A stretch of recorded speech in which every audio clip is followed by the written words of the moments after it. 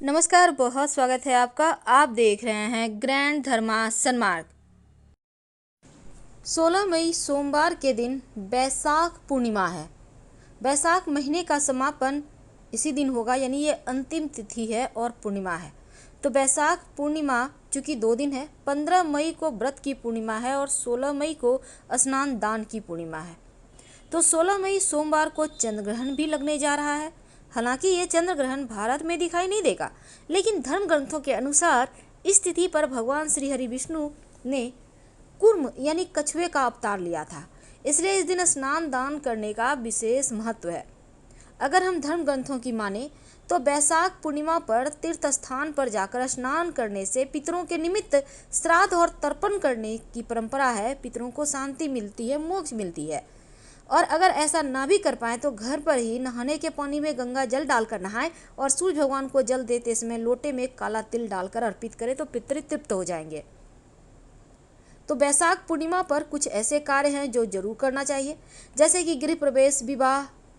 आप कोई घर बनाना चाहते हैं, उसकी शुरुआत, आप ज्वेलरी खरीद सकते हैं, यज्ञ कर सकते हैं, देवताओं की प्राण प्रतिष्ठा करवा सकते हैं। और बैसाख पूर्णिमा सोमवार का है, इसलिए इसका महत्व बढ़ गया है। तो इस दिन आप जरूरतमंद लोगों को भोजन, कपड़े, अन्न और जल का दान कर सकते हैं। पितरों की आत्मा को शांति मिलेगी और पितृदोष की परेशानियों से भी बचेंगे। संभव हो तो व्रत रखें, भगवान सत्यनारायण की कथा करवाएं घर पर। गुरु ग्रह के दोष भी कम होते हैं, विवाह की मुश्किलें समाप्त होती है और गाय को हरा चारा और मछलियों के निमित्त नदी या तालाब में आटे की गोलियां बनाकर जरूर डालें। आप चाहें तो पंछियों के लिए दाने का व्यवस्था किसी पेड़ के नीचे कर दें, छत पर मत कीजिएगा। और चींटियों के लिए शक्कर और मिला हुआ आटा में आप कहीं पर डाल सकते हैं, उत्तम रहेगा। पूर्णिमा तिथि के दिन पवित्र नदी और सरोवर में आस्था की डुबकी तो लगाई जाती है, साथ ही इसी दिन अपने पितृदेवों के निमित्त नदी में काले तिल भी प्रवाहित किए जाते हैं, सूर्यदेव को अर्घ्य देकर। इस दिन सत्यनारायण भगवान की कथा सुनने का विधान है। व्यक्ति के दुखों को समाप्त करता है, घर में सुख समृद्धि बढ़ाता है। इस दिन कुछ खास प्रयोग किए जाते हैं। शास्त्रों में पूर्णिमा तिथि के दिन बहुत सारे प्रयोग करने के विधान है, खासकर तुलसी पूजन का विधान है, क्योंकि भगवान श्री हरि विष्णु और माँ लक्ष्मी के संग तुलसी पूजन भी अवश्य करना चाहिए और शाम के वक्त एक घी का दिया जरूर जलाएं। इस दिन माँ लक्ष्मी को प्रसन्न करने के लिए एक छोटा सा मंत्र जिसका जप जरूर करें रात में सोने के पहले। ओम ह्रीं श्री क्रीं क्लीं श्री लक्ष्मी मम गृहे धनपुरे चिंताए दूरे दूरे स्वाहा। तो ये मंत्र माँ लक्ष्मी को बुलाने का है। हालांकि हम डिस्क्रिप्शन में विस्तार से दे देंगे, आप जरूर इस मंत्र का जप कीजिएगा रात में सोने के पहले कम से कम 5 बार या 13 बार। घर के मुख्य दरवाजे पर उम्मीद है आपने अभी तक स्वस्तिक का चिन्ह जरूर बनाया होगा और आम के पत्तों का तोरण भी लगाया होगा। नहीं लगाया है तो शाम तक जरूर कर लें, क्योंकि घर में सुख शांति समृद्धि इसी से बढ़ती है और निगेटिव ऊर्जा दूर रहती है। धनिया, सूखा धनिया, याद रखिए सूखा धनिया और मिश्री या चीनी के दाने का भोग लगाइए। बाद में इसको प्रसाद के रूप में पूरी परिवार के साथ खाइएगा। आप चाहें तो धनिया की पंजीरी बनाकर भी भोग लगा सकते हैं। थोड़ा सा लगाइएगा ताकि प्रसाद में खा के वो खत्म हो जाएगा। अगर बच जाता है तो पौधे में डाल दें, उसका पेड़ उगाएगा, फिर आप पेड़ को मजे से खाइए, कोई दिक्कत नहीं है। धनिया की पत्ती का खाना बनाने में यूज कर सकते हैं। तो आप अगर दीपावली के दिन, चूंकि आपने धनिया बोया होगा और उसका पेड़ भी निकल रहा होगा, क्योंकि हमारे यहाँ तो निकल रहा है तो आपके यहाँ भी निकल रहा होगा, नहीं निकल रहा है तो आज के दिन आपके पास एक मौका है धनिया को फिर से बोने का। तो आप सुबह में ही इसको जल में भिगोकर रख दें, धनिया के बीज को, और मिट्टी को गीला करके रखिएगा अपने गमले में या आंगन में। फिर आप शाम के वक्त या शाम के पहले 3-4 बजे लगभग आप इस धनिया को अपनी क्यारी में बो दीजिए। और बोने के बाद बैठकर मत बोइएगा, खड़े खड़ या थोड़ा झुक कर बोइएगा। मिट्टी को हल्का सा कवर कर दें, नियमित रूप से हल्का हल्का पानी के छींटे डालते रहे, वो पेड़ उगाएगा। तो आप फ्रेश धनिया भी बो सकते हैं, धनिया का बीज भी बो सकते हैं। लेकिन इस दिन धनिया के 3 प्रयोग किए जाते हैं जो जीवन के मुश्किलों से आपको बाहर निकालेगा, जीवन के हर कठिनाइयों से आपकी रक्षा करेगा। पहला प्रयोग तो है कि एक मिट्टी का बर्तन ले लें, उसमें थोड़ा सा धनिया, एक सिक्का रख दें, उसमें थोड़ा पानी डाल दें और इसको रहने दें पूरे पूर्णिमा के दिन रात, यानी पूर्णिमा के अगले दिन इस धनिया को अपने घर के गमले में बो दें, सिक्के को पास में रख लें, लाल कपड़े में बांधकर संभाल कर, और जो आपने दिया है उसको दिया को आप कोई भी यूज में कर सकते हैं या संभाल कर रख लें, फिर अगले बार उस दिया को फिर से प्रयोग कर लीजिएगा। दूसरा प्रयोग, जीवन में मुश्किलें बढ़ गई हो, परेशानियां बढ़ गई हो, तो हनुमान जी के मंदिर में जाकर थोड़ा सा धनिया उनको अर्पित कर दें, और जो भी आपकी मुश्किल है हनुमान जी से कह दें। आपकी जो भी मुश्किल है, आपको धन चाहिए, नौकरी चाहिए, विवाह होना है, अपना मकान चाहिए, स्वास्थ्य चाहिए, जो भी चाहिए, हनुमान जी के मंदिर में अर्पित करने के बाद धनिया उनसे प्रार्थना करें कि प्रभु हमारे कष्ट दूर करें। कुछ ही दिनों में आपकी परेशानियां समाप्त हो जाएगी। जब आपकी मन्नत पूरी हो जाए, समस्या समाप्त हो जाए, आपने जो मन्नत मांगी थी वो पूरी हो जाए, तब फिर से आप हनुमान जी को जाकर धनिया का भोग लगा दीजिएगा, तो आपकी मन्नत भी उतर जाएगी। वैसे आप धनिया के साथ मिश्री भी डाल सकते हैं, वो और अच्छा होगा।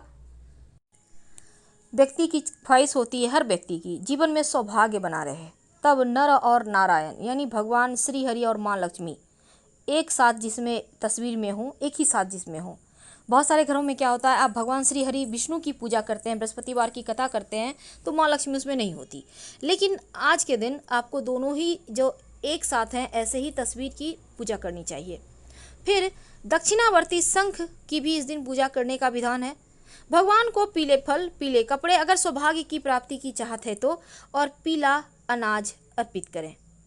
पीला अनाज में आप गेहूं अर्पित कर सकते हैं, और ऐसा करने से सभी चीज़ों का दान कर दीजिएगा। जीवन में सुख, संपत्ति, समृद्धि बढ़ती है। आप चाहते हैं जॉब अच्छा चले, व्यवसाय में आपकी बरकत हो, धन संबंधी समस्याओं को दूर करने के लिए आप तुलसी की पत्ते के माला बनाकर श्री हरि के गले में पहना दें, तो आपके धन संबंधी कष्ट दूर हो जाएंगे। और शंख से ही जल उनको अभिषेक कीजिएगा, जलाभिषेक, ये बहुत ज़रूरी है। अब एक खास प्रयोग, संतान अगर नहीं हो पा रही है, संतान की मन्नत आप चाह रहे हैं आपकी संतान हो जाए, तब भगवान विष्णु के बाल स्वरूप की पूजा करें। आप राम जी के भी बाल स्वरूप की पूजा कर सकते हैं, और उनको माखन मिश्री, भगवान श्री कृष्ण की भी पूजा कर सकते हैं, और माखन मिश्री का भोग लगाइए। बुद्धिमान निरोगी संतान की प्राप्ति होगी, और अगर संतान है तो वो बुद्धिमान होंगे। प्रसाद के रूप में ग्रहण कीजिए, इससे आपके जीवन में सुख सौभाग्य बढ़ेगा, उन्नति होती है, प्रगति होती है। और अगर आप पति पत्नी एक साथ चंद्रमा को अर्घ्य दें तो उनका आशीर्वाद से, देवगुरु के आशीर्वाद से जीवन भर अटूट रिश्ता बना रहता है। क्योंकि अगर आप धन की मुश्किलों से बचना चाहते हैं, आप चाहते हैं धन आता रहे, तब इस और धनिया का तीसरा और अंतिम प्रयोग, देखिए आपके घर में आप चाहते हैं खूब बरकत हो, माँ लक्ष्मी आपके घर में निवास करे, तो एक बात हमेशा याद रखिए, आप धनिया भले ही मसाले में प्रयोग ना करें, हो सकता है आप पाउडर यूज करते हो या नहीं भी खा सकते हो, लेकिन सूखा धनिया थोड़ा सा अपने घर में, अपने किचन में ज़रूर रखें, किसी डब्बे में स्टोर करके उसको ज़रूर रखिए। कुछ ऐसे मसाले हैं जो अपने घर में आप यूज करें या ना करें पर रखना चाहिए, उसमें एक धनिया भी है।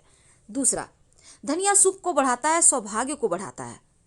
और एक मिट्टी के बर्तन में थोड़ा सा धनिया, अगर आपने दीपावली में प्रयोग किया है तो फिर उसी में थोड़ा सा धनिया आज के दिन और डाल दीजिए, उसी पात्र में। नहीं किया है तो एक मिट्टी के बर्तन में थोड़ा सा धनिया रखकर अपने घर के पूर्व स्थान पे रख दें। इसको आपको न यूज करना है, न हिलाना डुलाना है, न हटाना है। अब सफाई करने के लिए हटा भी रहे हैं तो कोई दिक्कत नहीं है, फिर से रख दीजिए। ये धनिया जितने दिन पड़ा रहेगा उतने दिन सुकून रहेगा। जो भी आपके घर के खुशियों को नजर लगा रहा होगा वो धनिया इसको भगाएगा, क्योंकि ये माँ लक्ष्मी का सूचक है। दैत्य रूपी परेशानी आपको परेशान नहीं करेगी। पर इस दिन कुछ खास दान किए जाते हैं, जैसे कि वस्त्र का दान, अन्न का दान। अगर चंद्रमा गड़बड़ हो तब आप दूध, चीनी, चावल का दान कर सकते हैं। अगर आपका चंद्रमा गड़बड़ नहीं है तो भूल कर भी दान ना करें। जब आप शिवलिंग की पूजा करेंगे तब शिव जी को आप चावल जरूर अर्पित कीजिएगा। जीवन की समस्त परेशानियां दूर होगी, मुश्किलें समाप्त होगी, मानसिक सुकून बढ़ेगा, सुख सौभाग्य बढ़ेगा। तो शाम के वक्त 5 जगह दीपक जलाने का आज के दिन विधान है। पहला, घर के तुलसी जी के पास। दूसरा, घर के मुख्य दरवाजे पर। तीसरा, पवित्र नदी सरोवर में। चौथा, आपके पूजा जहां आप पास के कोई मंदिर है वहां पर जाकर जलाएं। और अंतिम, पीपल के नीचे, क्योंकि माँ लक्ष्मी यहीं रहती है। तो इस दिन जितना ज़्यादा आप तिल और गुड़ का दान करते हैं या फिर कोई ना मिले लेने के लिए तो गाय को रोटी पर रख कर तिल गुड़ खिला सकते हैं या वैसे भी आप खिला सकते हैं। शनि दोषों से मुक्ति मिलती है, राहु केतु शांत हो जाते हैं और 7.5 ढैया की मुश्किलों से भी बाहर आ जाती हैं कि आपका सूर्य भी अच्छा हो जाता है, उत्तम फल देने लगता है। फिलहाल आपसे विदा लेते हैं। जानकारी अच्छी लगे तो लाइक कर सब्सक्राइब करें। कमेंट में हर हर महादेव जरूर लिखें। धन्यवाद।